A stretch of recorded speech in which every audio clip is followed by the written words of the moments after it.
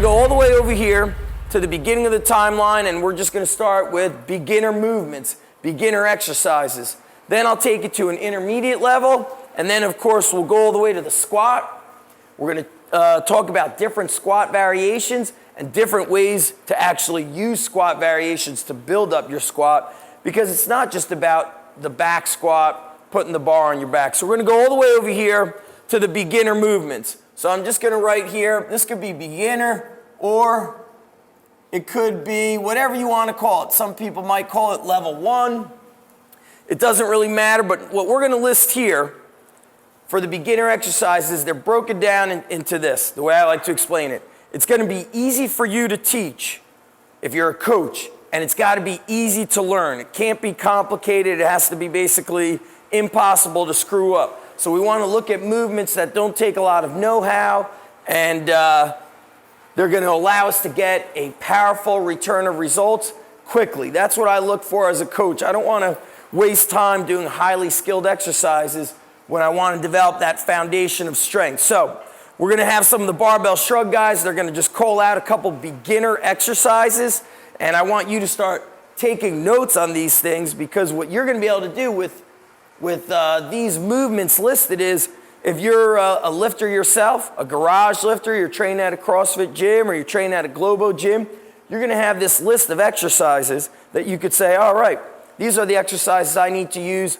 to build my squat. Or if you're a coach and you almost want a handbook for the coaches that work at your facility, now they're going to kind of educate themselves. They're going to see movements that are appropriate for different levels of trainer. So fellas, let me get your help. Let's just call out like a simple beginner exercise that will help us in the squat. All right, guys, I'm just going to rock this out on my own. Barbell shrug guys are taking a little breaky break. Okay, so I'm going to re-emphasize that this beginner stuff, easy to teach, easy to learn, and I'd like to say almost impossible to screw up, because we know that there's sometimes movements that just kind of crush people. You think that they're easy, but they're going to mess people up. So I'm going to write out a list here and break it down little by little. We got sled drags, okay? Sled drags forwards, sled drags backwards, and pushing a prowler. Really, this is one of the most simplest exercises to do, yet extremely powerful. You can't screw this up, because all we're asking them to do is walk forwards or walk backwards. If you want to take it to the next level, you could do lateral sled drags. But this is one of the most powerful exercises I've found that require absolutely no skill work, that increases leg strength, quads, glutes, hamstrings, calves, and it increases their work capacity. So throwing in sled drags of any types, this is going to be a powerful drill. Another powerful movement, this one is going to be very simple also. A lot of people don't think it is, but we're going to use farmer walks, carrying dumbbells or kettlebells. So all we're asking them to do is squat down, even actually like a half squat, and they're going to pull their shoulder blades back. They're going to walk, take it straight down, turn around, walk it back. This gets their back strong. This develops stability through the trunk, through the abs. It develops full leg strength. It's really a full body exercise, but when I look at squats, I don't think to myself, oh, squats are just for the legs. When I've got a bar on my back, or you've got a bar on your back, your entire body has to be strong. So just carrying any kind of object is going to be very simple. Now we're going to talk about bodyweight squats, okay? There's a lot of variations of bodyweight squats. We could break it down according to somebody's mobility, their ability to squat. Some people can't even squat all the way down. So in the beginning, I might just have them squatting on a box, or sitting back, getting onto a bench. They might only be doing a half squat. Once they start improving their range of motion, they start improving their mobility, this bodyweight squat or this box squat, I'm going to increase the range of motion. I might take the box away, or you might take the box away. You might start getting them to squat lower. You might get them to start pausing in the bottom of the squat, so they're able to hold positions and develop not just traditional strength, but also static strength, holding positions at the bottom, teaching them to screw their feet into the ground so they're working their hips, their butt muscles.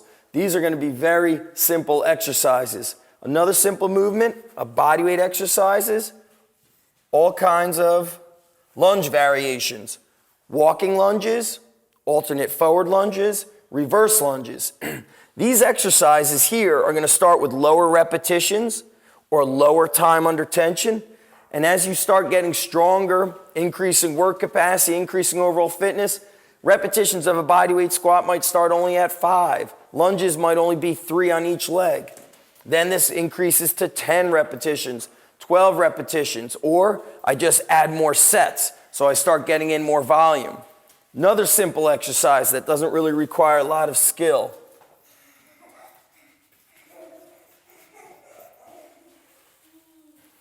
Hey dude, E-guy, you have to be super quiet. Can you go into the office and play? I don't have any more Legos. You could play video games on my phone, but Daddy has to record this or I have to ask Mommy to pick you up. Be a good boy, Daddy has to do this. Okay, in the office, close the door, be a good boy, I love you. Sorry guys. Okay, close the door, I love you dude. Okay, I'm ready. Another simple exercise is going to be the back extension. What I've noticed about, if you guys have a CrossFit facility, most facilities tend to have a glute ham bench. So the back extension off a glute ham bench is definitely going to be tougher. I have both a glute ham bench and a 45-degree back extension. But I found that this is one of the simplest ways to get that posterior stronger. If the hamstrings and the butt and the lower back are weak, it actually makes it difficult for somebody to do a good bodyweight squat. They're afraid to sit back. They don't feel comfortable getting low. So the simple aspect of using simple movements to get them stronger not just builds physical strength, but improves mental strength, also known as confidence. So we're going to use these simple exercises to build them up to get to the next level. So when I look at this, I'm thinking this is elementary school. How do I get them prepared for the middle school to move them towards that squat? So when you're looking at programming for a beginner, we don't necessarily need to say, hey, let's get a bar on your back. We're going to start squatting. We're going to talk about, let's push this sled or drag the sled forwards, backwards, or sideways. Hey, we've taught everybody how to do a bodyweight squat. Does everybody remember how to squat? Flat back, push your butt back. That's how you're going to pick up these kettlebells or dumbbells. And now you're going to carry them. When you're done, I want you to squat it down. So from a teaching angle, I'm able to use these simple movements, and I kind of borrow these simple exercises to help teach the next aspect. You know how to squat? Great. Now you could squat down, pick up the weights. Okay, now we're going to develop individual leg strength. Lunges, keep your stomach tight, keep your chest up. Back extensions, get to the top, squeeze your butt and hamstrings. Don't go beyond hyperextension. Stop at extension. So we're teaching them movements, and we're basically, not only, like I said, do you get them stronger physically, but you also improve their confidence, and you improve their ability to understand how to move, which is extremely important because it makes coaching easier when you get to the next level and the movements are more advanced. When you've got coaching down at a very high level at these early stages, what I want to emphasize here is that in the European countries, especially back in the 70s, and even today, those countries put their best coaches with the youngest athletes. Whereas if you look at like the United States, you have just regular parents coaching, parents that maybe never played football, coaching the football team. Parents that never played baseball, telling kids to throw over and over again. So they're putting kind of bad coaching here, and then they're trying to, at the advanced levels, trying to teach them. That's not the way it should be. We want people to get awesome at this stuff so that when we get to the next level, coaching is actually easier. It requires less teaching and less learning time on their part and your part. And guess what that involves? More results for them and more training time for them versus you having to teach over and over again. So when I run my gym, it makes it easy for me also to coach our athletes because they understand movement. So these are some of the beginner exercises. What I would tell you to do is think about your own philosophy of training, the equipment that you have available, and what beginner exercises you're going to want to use to improve the squat. These are lower body. This is full body. You also want to think about abdominal exercises to get somebody ready for squatting, because that's a big part of squatting. Trunk stability, You want to think about back exercises. So if I threw out a couple of them, I would say simple back exercises would be recline rowing. If somebody's strong enough to do pull-ups, that would be something that they could go in there. Ab exercises that I tend to favor are just having somebody lock their arms out on a dip bar and doing knee raises, because now I'm getting their upper body strong, just holding, and then their abdominals and their hips and their legs have to work, as well as stability through the trunk. So I look at some basic exercises that are going to have a high return of investment. It's almost like what I would like to call training economy.